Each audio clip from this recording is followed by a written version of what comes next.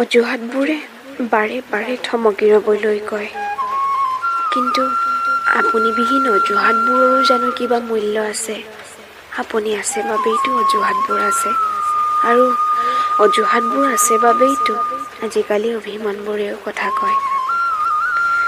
উজাগৰি নিশাবোৰত আপোনালৈ থোৱা খং অভিমানবোৰে কেতিয়াবা বৰ প্ৰতিবাদ কৰেও নিশাবোৰ জয়াল হৈ পৰে।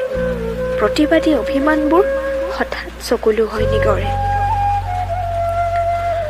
আচল কথাটো কি জানে? উৰুঙা অভিমানবোৰৰ বোজা বৰ গধুৰ। তথাপি কোনোবা কবিয়ে কৈছিল, শিমলু ফুলা বতৰত বোলে এজাৰে বেজাৰ মনেৰে নুফুলে। সেইবাবে হয়তো আপোনাক লগ পোৱাৰে পৰা, আপোনাক ভাল পোৱাৰে পৰা আপোনাৰ অৱহেলাবোৰো ভাল পাবলৈ শিকিছোঁ।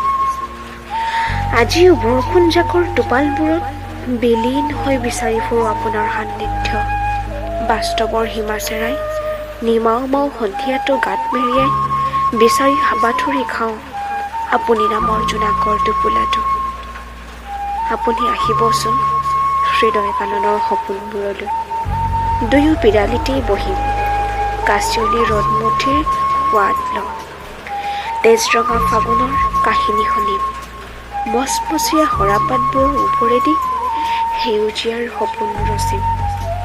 সময় পালে আহিব, নিয়ৰৰ আলিংগনত গাভৰু হোৱা চঞ্চলা শেৱালিৰ সুখ বুটলিম।